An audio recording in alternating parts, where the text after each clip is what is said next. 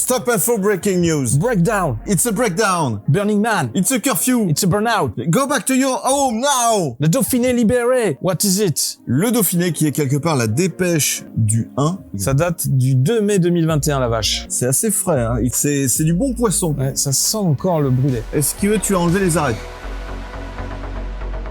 OVNI, les cas les plus mystérieux en Isère, Ardèche, Drôme et Vaucluse. Ah, donc ce sont des anciens cas. Bon, les photos, s'il fait ça avec son téléphone d'aujourd'hui, c'est pas un iPhone 12. Bah, il fait de la photo artistique. En début d'observation, le mec, il a gribouillé sur le truc. Alors bon, j'ai pas pu prendre la photo sur le moment, donc j'ai pris une photo après coup et j'ai dessiné dessus. Ça ressemblait à ça. Pour que vous voyez ce que ça donnait. L'objet, il a fait ça, puis après, il a fait ça, puis il est reparti, puis après, j'ai pris ma lunette de sniper. Il a raté le virage. J'ai chargé ma balle de 22 longs rifles, portée 1,5 km, et je l'ai loupé. Damn. À la fois étrange et bien décrit par les témoins, ce sont les phénomènes aérospatiaux non identifiés les plus mystérieux du secteur qui va des Alpes à la montagne ardéchoise, du Léman à la Provence. Alors, effectivement, puisque tu le dis, il y a une zone dans cette région qui s'appelle le Triangle de la Mort. Je me demande pas pourquoi, le Triangle de la Mort, en fait, c'est une région formée par un triangle un peu comme le Triangle des Bermudes. Parce que il y a des racailles. Où il y a beaucoup de phénomènes d'OVNI qui ont été signalés régulièrement pendant des années. Il y a eu aussi des cas d'avions qui se sont écrasés. Et donc, on en a pour combien de temps de lecture à peu près? Là, j'ai fini. D'accord, non mais là, 4 minutes Temps de environ. lecture, 4 minutes. Ok, très bien. Tu vois, 2 mai 2021 à 8h30, il a rédigé son article pendant qu'il regardait notre live. La photo du site d'apparition d'une étrange boule lumineuse en Ardèche, les croquis d'objets ou d'apparitions inexpliquées en Isère et dans le Drôme. Faudrait que tu fasses ça, des croquis. Alors, je vous promets, j'ai vu un truc. Chaque fois, tu fais des dessins, mais magnifiques, tu vois. Alors, en cas d'observation de phénomènes aérospatiaux non identifiés, ou PAN. Oui, PAN, PAN. Parce qu'ils veulent pas dire OVNI maintenant. Parce que OVNI, c'est loufoque, c'est mytho. PAN, ça veut dire quoi? Et tu crois que PAN, c'est pas loufoque? Ça veut dire phénomènes aérospatiaux non identifiés. Voilà, ils sont tout le temps en train de changer le terme pour mais faire manquait du coup. pour faire sérieux. Oui, enfin non identifié. Pani, ouais. Panini, ouais. Panini. Tu veux un panini? J'ai vu un panini là-bas. Non, mais c'est débile de changer les termes. Bon, écoute, moi, PAN, ça me va, mon cher Peter.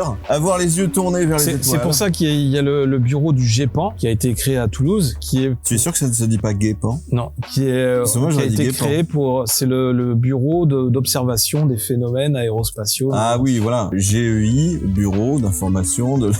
Voilà. Le fromage. Bienvenue en France.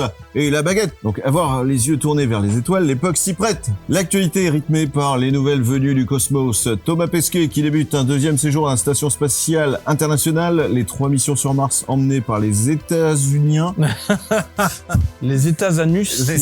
Bonjour, j'habite aux États-Anus.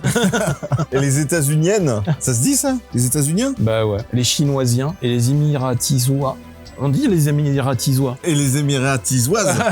Alors, les Chinois... Et les gens qui habitent en Turquie, les Turquois. Et les Chiniens. L'Odyssée technologique de SpaceX est même plus près de nous, une météorite observée dans le sud de la France le 23 avril dernier. Théâtre des plus grandes questions scientifiques et des plus larges fantasmes. L'espace et le ciel restent des lieux de mystère. Et quand cet inconnu rejoint la vie de tous les jours, là, à côté de chez vous, on lui ouvre la porte, on la ligote, et puis on demande une rançon. La rencontre peut s'avérer étonnante. Le guépin, le GEPAN. Le GEPAN.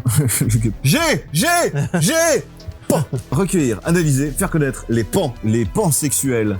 Depuis 1900... C'est nul. Oui, j'avoue, c'est d'une débilité absolue. Pourquoi? C'est mieux de dire OVNI. Mais merci, vous les chercheurs à l'aérospatiale, à la NASA, ouais, aux États-Unis, ils ont la NASA. C'est fou, je l'avais senti en mettant le t-shirt ce matin. C'est Mothership, voilà. Je suis une mère pas très chère. Ou terme que nous privilégions à OVNI, voilà, merci, madame. Basé à Toulouse, le groupe d'études et d'informations sur les phénomènes aérospatiaux non identifiés, le GEPAN est une petite équipe qui œuvre à décrypter des rencontres de Monsieur Tout-le-Monde avec des manifestations a priori étranges et de rendre public ces résultats. Donc des rencontres de Monsieur Tout-le-Monde avec des aliens Tout-le-Monde, en fait. En fait, ils rendent pas très public. C'est un peu comme le projet Blue Book aux États-Unis, c'était un peu pour casser les gens et essayer de décrédibiliser tous les signalements. Ah, c'est bien, ils nous mettent là, tu vois. Ouais. Ça, c'est la réalité. Ça, c'est une lumière. C'est pas un ovni. Arrêtez de nous casser les couilles. Mais je suis désolé, il y a des choses il y a des phénomènes qui n'ont pas réussi à expliquer. Il y a des phénomènes qu'on n'a pas réussi à inexpliquer. Des phénomènes inexpliqués, mais qui l'expliquent. C'est tout. Le GEPAN a recueilli dans son histoire des milliers de témoignages pour près de 2900 cas analysés. Plus de la moitié ont été élucidés.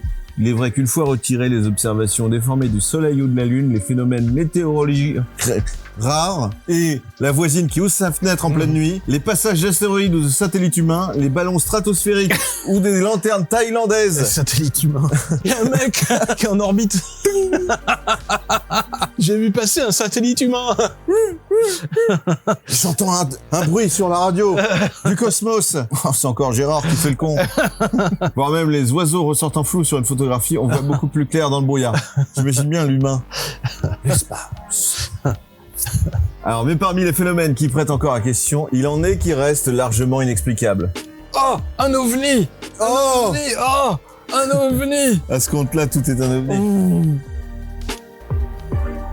C'est un ovni SpaceX. Il est pas mal. C'est un satellite Starlink. Tu nous régales avec...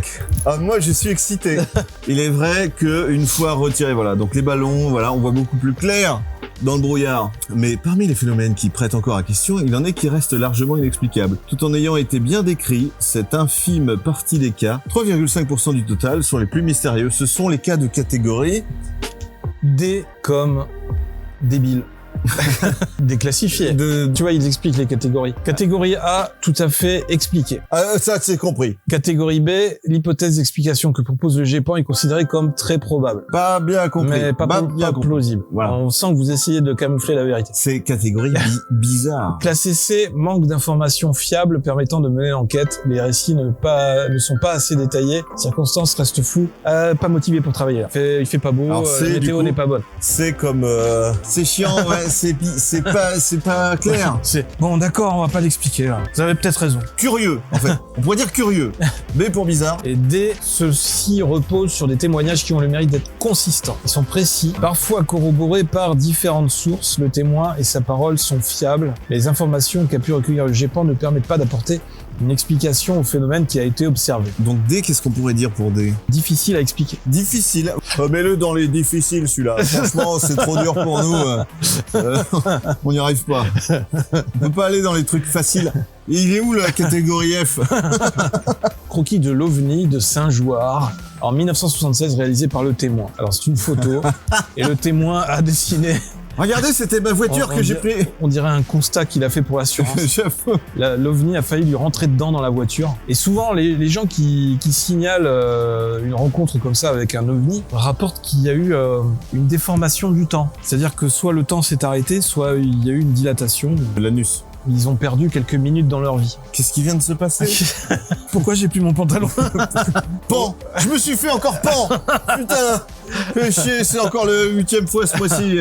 Au risque d'en décevoir certains, classer un cas de pan en catégorie D ne signifie pas que l'on a affaire à une manifestation extraterrestre. En tout cas, là, sur le dessin, on voit bien que c'est un ovni avec des poils. Ah bah oui, mais on voit bien que ça a frôlé la voiture. Hein. Alors une pizza. Il a bien fait. J'espère qu'il a envoyé ça à l'assurance et que l'assurance lui a remboursé. Un cas D signifie la plupart du temps que les informations manquent de caractériser le phénomène. Parfois, le temps peut aider à faire la lumière sur l'inexpliqué grâce au renfort de nouvelles technologies. Des anciens cas mystérieux sont fréquemment rouverts par le GEPAN, conduisant parfois à un éclaircissement des faits. L'histoire en 1978 d'une boule lumineuse tournoyant autour de la montagne à la Mure en Isère est aperçue par deux témoins distincts et passée en 2019 de cas D à B.